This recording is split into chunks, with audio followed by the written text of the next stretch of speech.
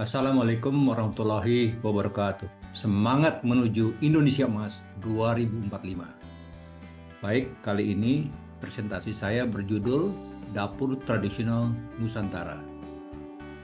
Presentasi ini saya buat setelah melakukan diskusi dengan salah satu member di grup ini, yaitu Ibu Lora dari Nusa Tenggara Timur. Yang menjadi inspirasi saya dari hasil diskusi dengan Bu Lora adalah membangun suatu ide atau gagasan agar dapur rumah yang sebelumnya kita tahu semua hanya sebagai tempat memasak-memasak dan sifatnya pribadi, ternyata bisa menjadi modal untuk dapat dikelola mulai dari usaha skala kecil, skala menengah, hingga skala besar. Baik, kita lanjutkan pada slide berikutnya. Baik, slide berikutnya adalah pendahuluan. Pada pendahuluan, ada 3 poin penting yang perlu kita ketahui bersama. Pertama adalah, dapur tradisional Nusantara adalah suatu strategi atau cara agar produk makanan Indonesia dihasilkan bukan lagi dari hasil pertanian atau hulu, tetapi justru setelah melalui tahap seleksi di dapur ibu, sehingga hasil akhirnya hilir bukan hanya memenuhi aspek kuantitas, tetapi juga kualitas as well. Dan poin yang kedua, selain membangun dapur tradisional Nusantara, penting bagi ibu-ibu untuk mengetahui adanya penerapan pasar tertib ukur. Ini sesuai dengan Permendak RI nomor 90 tahun 2020 tentang juru ukur, takar, dan timbang. Penerapan ini akan memberikan rasa adil ketika produk yang dibeli harganya sesuai dengan hasil timbang dan bukan karena penampakan fisik. Terus poin yang ketiga adalah sesi pembelajaran. Di sini ada 4 hal, itu dari Lee Kuan Yew, di mana beliau membangun Singapura menjadi pusat dapurnya Asia. Terus kemudian Muhammad Yunus itu membangun ekonomi kerakyatan di negara Bangladesh. Terus kemudian yang ketiga adalah penerapan aturan K3L di dapur.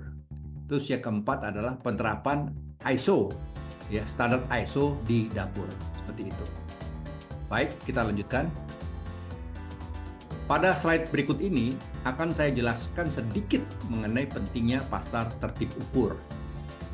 Nah, ketika ibu-ibu belanja di pasar, maka yang ada di benak ibu-ibu adalah bagaimana caranya agar produk yang dibeli dapat ditawar semurah mungkin, sehingga si ibu punya cukup modal untuk dapat membeli produk-produk kebutuhan lainnya.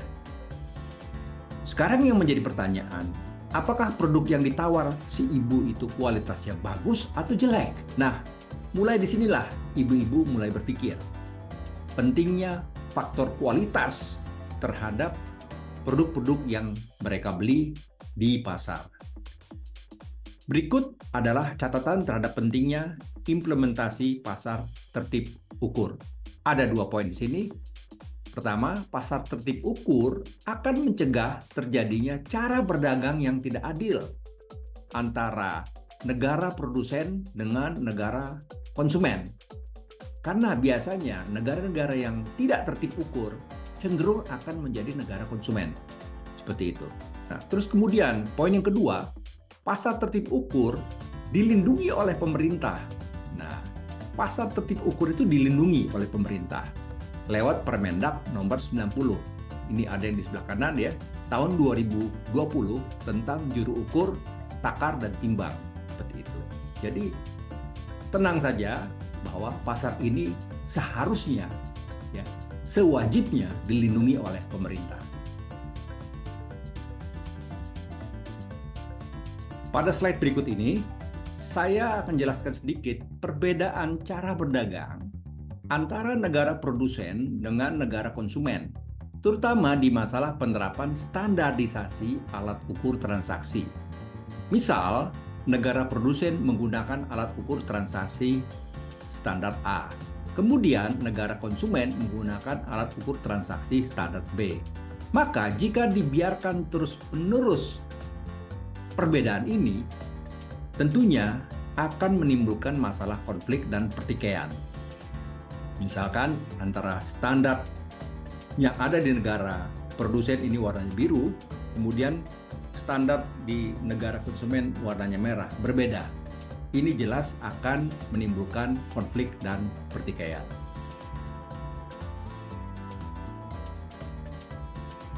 Pada slide berikut ini menggambarkan siklus produk makanan lokal, baik sebelum penerapan pasar tertib ukur maupun setelah penerapan pasar tertib ukur. Jadi sebelum dan setelah penerapan pasar tertib ukur.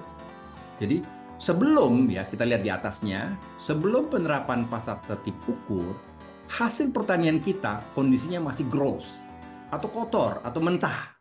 Sehingga perlu dikelola oleh industri skala besar, ya. Perlu dikelola oleh industri skala besar agar produknya siap dijual secara masif, walau hanya sebatas kebutuhan lokal, seperti itu.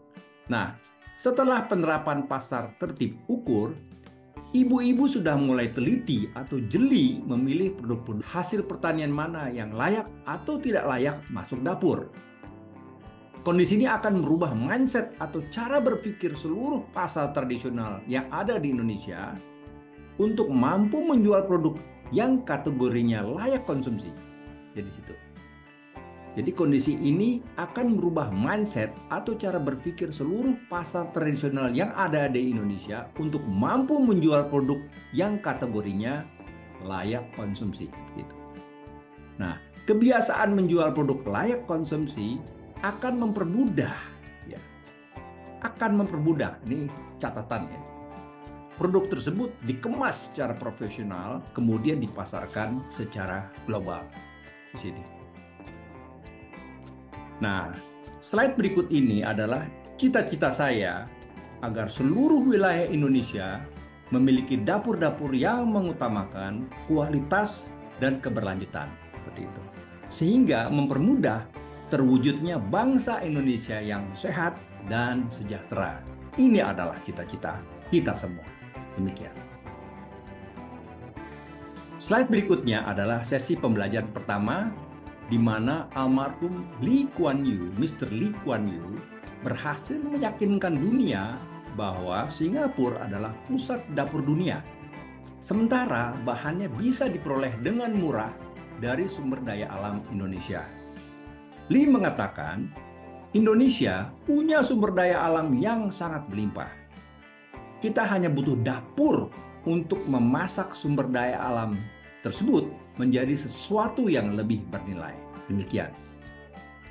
Slide berikutnya adalah sesi pembelajaran kedua dari Profesor Muhammad Yunus, di mana beliau mendirikan bank khusus kaum miskin dengan nasabahnya ibu-ibu. Nah, kenapa ibu-ibu?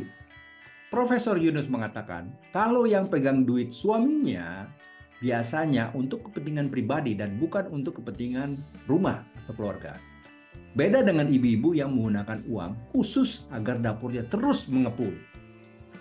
Dan kemudian membeli buku untuk keperluan pendidikan anak-anaknya. Begitulah hati seorang ibu terhadap suami dan anak-anaknya. Jadi di sini, peran seorang ibu adalah sebagai modal utama membangun keluarga yang sehat dan sejahtera. Sementara anak dan suaminya adalah konsumen yang wajib diperhatikan setiap waktu. Seperti itu. Sesi pembelajaran berikutnya adalah mengenai penerapan K3L atau kesehatan, keselamatan, keamanan, dan lingkungan di dapur rumah. Nah, gambar sebelah kiri adalah tips membuat aturan agar kebersihan dapur selalu terjaga dengan baik. Di sini masih dalam bahasa Inggris, tetapi bisa juga ditranslate melalui Google ke dalam bahasa Indonesia supaya mudah dibaca. Nah, tips ini bisa kita print, kemudian kita tempel di dinding dapur sebagai pengingat, seperti itu. Nah, gambar sebelah kanan adalah etika yang harus dijaga ketika kita melakukan kegiatan. Pertama, cook adalah memasak, clean adalah pada saat membersihkan, store adalah pada saat kita menyimpan, terus kemudian separate adalah ketika kita melakukan pemisahan, seperti itu. Kita lanjutkan. Sesi pembelajaran terakhir adalah mengenai pentingnya penerapan ISO standard atau standar ISO di dapur. Penerapan ini akan bermanfaat baik secara langsung maupun tidak langsung terhadap eksistensi. Pertama adalah pelaku industri, itu ada manufacturer, rantai pasokan, distributor, pabrik, catering, dan lain-lain. Terus kemudian konsumen. Nah, konsumen di sini adalah masyarakat dan generasi penerus. Kemudian yang ketiga adalah regulator atau pemerintah dalam upaya melakukan harmonisasi standar. Jadi supaya standar-standar yang berlaku di negara Indonesia sama dengan yang dilakukan oleh negara-negara tujuan ekspor dan impor, seperti itu. Demikian disampaikan dan semoga bermanfaat. Kurang lebihnya mohon maaf. Saya tutup. Wabillahi taufik wal hidayah. Wassalamualaikum warahmatullahi wabarakatuh. Selalu semangat menuju Indonesia Emas 2045.